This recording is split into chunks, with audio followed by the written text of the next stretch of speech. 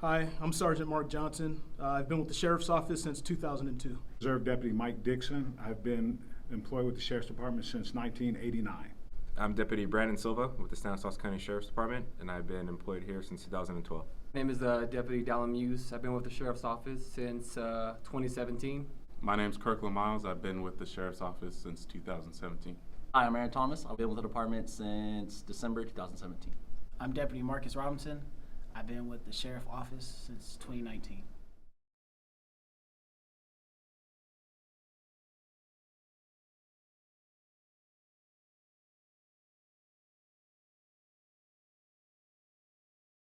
Question for you is, what made you go into law enforcement?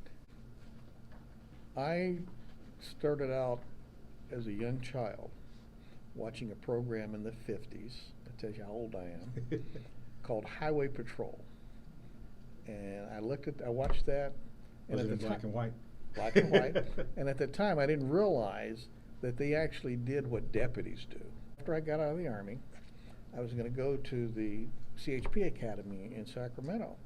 And I told my wife, I says, look, I want to go to the CHP Academy, and when I get done with that, in those days, 90% of the people went to LA and 10% went to the Bay Area. So I told her, I says, we're probably going to have to move to LA. And she looked me right in the eye and she says, I'll be here when you get back. So I said, well, maybe I should look for a job closer.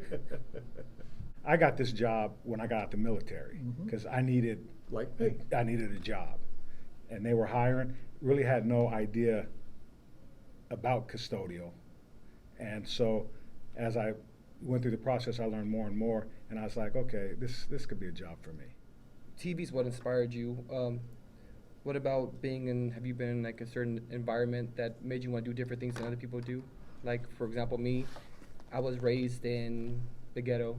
I've seen the other side of law enforcement, and I seen people that were hurt, that were everything like that. So I wanted to be the person that can change it to make a difference. I can understand what you're saying because I went through that. And I grew up in the big city of Cleveland, Ohio. Right. And we used to have, I lovingly refer to them now as the street festivals. Right. One of the pivotal things for me was I watched during one of our street festivals the cops beating up people, and for no apparent reason. And I myself got hit in the head with a rifle butt. Wow. The only thing that saved me is I had my motorcycle helmet on at the time. Otherwise, I'd have a scar someplace. And as I watched those cops operate, the thing that came to me was, which is the same thing that helped me promote within the department, I can do his job better than he can. What was the department like when you first started? I came to this office probably at a time when it was going through its transition from the 1880 cowboys into the 20th century kind of professional law enforcement. Like what I've learned from being in custody for the last 2 years, I feel like communication's huge. Would you say that's like a big thing to have with working in this department, or just as a whole in law enforcement? It's communication.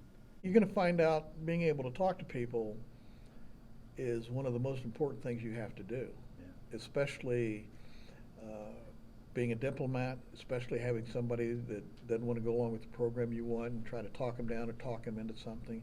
If you can't communicate on an effective level where you get rapport back and forth, you actually should be in this job. What advice would you give to prospective or future deputies? It takes somebody special to do this job, and I don't mean Superman or something like that, but mentally you have to be in the right position. Consider yourself a person of integrity, a person who's willing to work all different shifts, a person who's willing to put up with a lot and a whole lot of crap from people.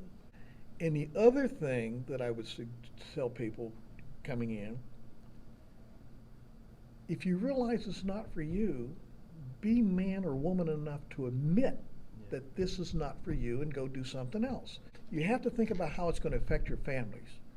And you've got to have the support of your family. Your decision to get into law enforcement not only affects you, but everybody around you. Your children, if you have children, your wives, your parents. What advice do you have for deputies wishing to promote, and also sergeants wishing to promote to lieutenant? Make sure you're prepared. One of the keys that I found, and it may not work always, is that I always try to find out who's on the oral board, because everybody has a specialty that they like. Sure. And if you know in advance who's on the oral board, then you know you may have, it's a good clue as to what kind of questions they're going to ask, because they're going to want to ask questions that they know the answer to. Say your biggest obstacle was.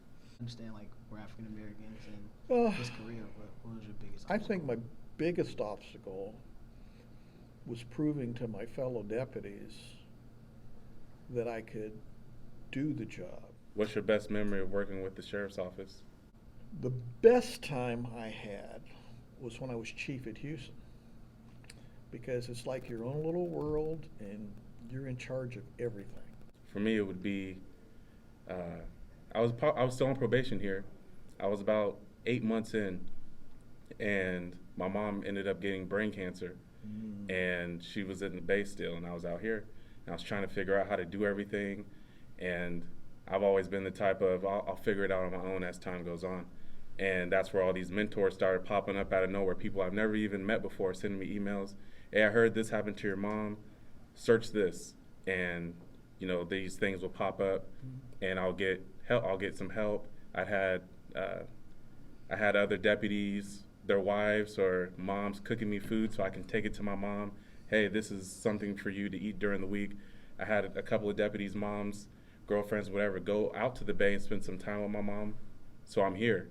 So for that loyalty and, you know, helping me out, I appreciate it. And that's one of the things that I think I've seen over the years is we have developed more of a family sense. Silly question. If you had to do it all over again, change anything? Yes, I would change a couple of things. Number one, I was really happy being a patrol deputy. And I think one of the things that I would change is I would have started trying to move up the promotional ladder sooner. But I was happy as a deputy. When I And started the in only- 2002, and I met you when you were the chief out at Houston, and you pulled me aside and you said, "Hey, look, you know, I got some good news for you. I got some bad news for you. You know, this job is going to be hard, and you're going to see some things, but just perseverance." I remember those words you told me. Perseverance. Yeah, perseverance. You know, just strive, do the best that you can, Right. and you know, make a name for yourself. And Right. Basically, there is no ceiling. You can achieve anything that you want. Right. You know, as long as you work hard for it and you earn it. Right. And that's something that I've kept, you know, from that day, and that's something that I try to pass on in my Well, day.